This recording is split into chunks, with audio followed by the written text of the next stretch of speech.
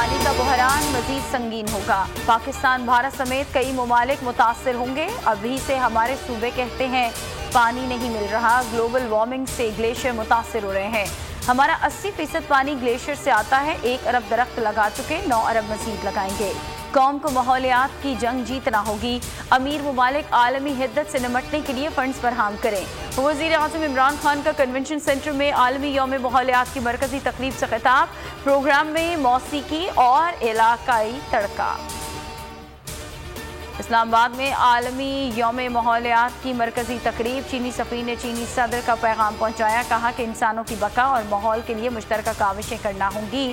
وزیر اعظم عمران خان کے اقدامات قابل تحسین ہیں۔ سیکرٹری جنرل اقوام متحدہ انتونیو گوتریس نے کہا کہ دنیا کے تمام ممالک کو قدرتی ماحول کی حفاظت کرنا ہوگی۔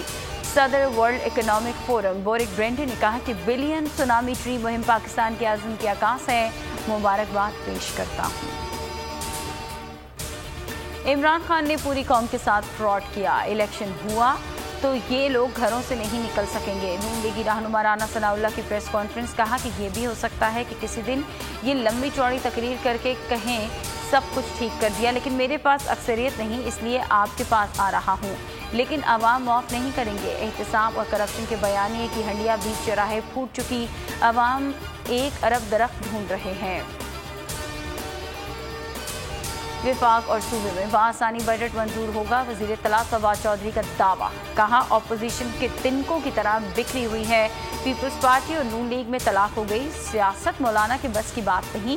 مولانا بلاول اور مریم کا قبلہ ایک دوسرے سے الگ ہے۔ اپوزیشن سے تعلقات میں بہتری چاہتے ہیں۔ انتخابی عدالتی اصلاحات پر اپوزیشن ساتھ دے۔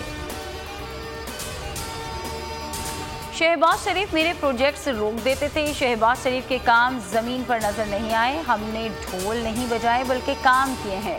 اسپیکر پنجاب اسمبلی چودھری پرویز الہی کا تقریب سے خطاب۔ تحریک انصاف پر بھی دبے الفاظ میں تنقید۔ بولے کہا جاتا ہے مفت مشورہ نہیں دینا چاہتے۔ بار بار ہمیں یہ نہ کہا جائے کہ ہم نئے آئے ہیں۔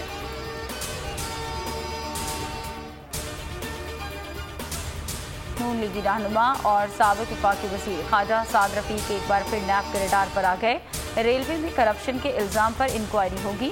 لیگی رہنما عابد شیر علی کے والد چودھری شیر علی سمیت 10 شخصیات کے خلاف انکوائریز ہوں گی۔ نیب ایگزیکٹو بورڈ نے منظوری دے دی۔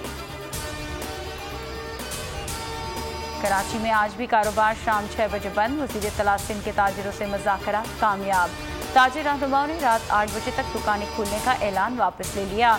ناصر حسین شاہ کہتے ہیں کہ پیر کو اجلاس میں نئے اوقات کار کا تعین کیا جائے گا۔ تاجر برادری کے مسائل حل کیے جائیں گے۔ دکانیں کھولنے سے متعلق وزراء میں کوئی تضاد نہیں۔ ویکسینیشن کے ثمرات نظر آنے لگے۔ ملک میں کورونا کا زور کم۔ 24 گھنٹوں میں 84 افراد جاں بحق۔ اموات کی مجموعی تعداد 21,189 ہو گئی۔ مزید 1,923 کیسز رپورٹ۔ کورونا کے مثبت کیسز کی شرح 3.81% رہی۔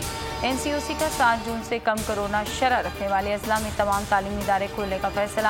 پی آئی اے کا خصوصی طیارہ چین سے سائنو فارم ویکسین کی 10 لاکھ خوراکیں لے کر پہنچ گیا۔